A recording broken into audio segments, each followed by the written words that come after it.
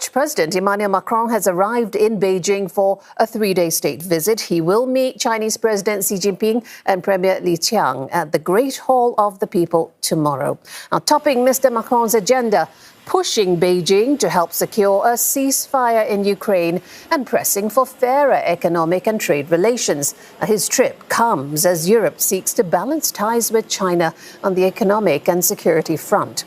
The EU has just released plans aimed at ending its reliance on Chinese rare earths. Mr Macron's Beijing trip also follows a tense stop by EU chief Ursula von der Leyen in July, when she warned that ties with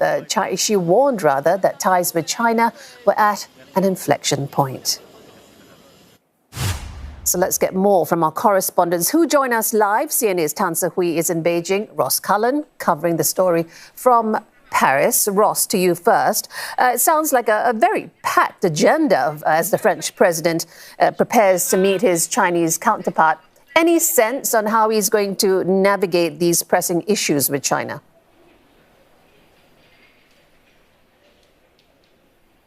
Yes, Emmanuel Macron is likely to speak about the war in Ukraine and to try to encourage Xi Jinping to apply pressure on his ally Vladimir Putin to bring the conflict to a close. We know that the NATO foreign ministers are meeting this morning in Brussels to try to keep up with the momentum towards an end to the war. China has always favoured a political solution to the conflict and has called for a ceasefire for a long time now, which has not been agreed to by Russia. So Emmanuel Macron will be focused on that. Also on trade, try to deal with what France sees as an imbalanced framework when it comes to the trade relationship between the two sides.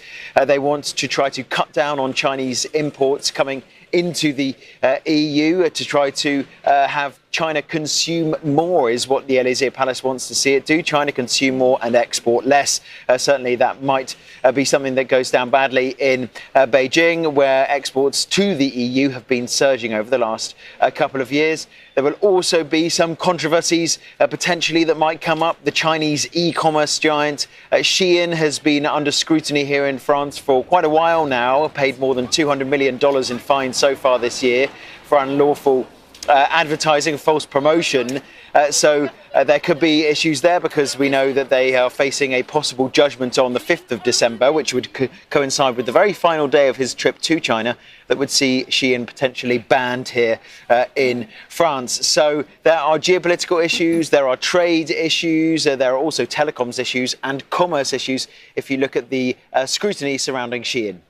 Indeed. Now, pardon me, let's get the perspective from Beijing and Si Hui. Si Hui, both sides are expected to sign a slew of agreements, and that ranges from energy to food to aviation. But how cooperative is Beijing likely to be? Well, Beijing is likely to be cooperative as there's a couple of agendas for the meeting. Well, Beijing wants to be seen as a partner for business. It also hopes that France will help to strengthen ties between China as well as the European Union. And as you had mentioned earlier, this follows a tense meeting in July when EU leader Ms von der Leyen, she was here in Beijing. She had said that China and EU are at an inflection point. And at that meeting, Chinese President Xi Jinping had said that the current problems faced by EU do not come from China. And so likely both sides do not want to see a repeat of that tense meeting. Now, China is also likely to want to reiterate the one China policy with France and hoping that it would abide by that policy, especially amid the Japan and China diplomatic row, after Japanese Prime Minister Sanae Takaichi had mentioned that Tokyo could possibly be triggered to make a response if there's an attack on Taiwan. And so likely China is likely to turn to France for support on the issue, especially as Ms. Takaichi just earlier on in the Japan parliament, she had reiterated that Japan's stance on the Taiwan issue has not changed. And so a lot of anticipation for the meeting between Mr. Xi and Mr. Macron that will commence tomorrow. After that, they will make an extra stop to southwestern Chengdu, where there is a panda breeding facility. So this is fueling speculation that there could be a new arrival of two pandas to France. And so lots to take in tomorrow. Indeed, and we will circle back when those meetings kick off. But for now, thank you, CNA correspondent Si Hui in Beijing and Ross Cullen for CNA in Paris.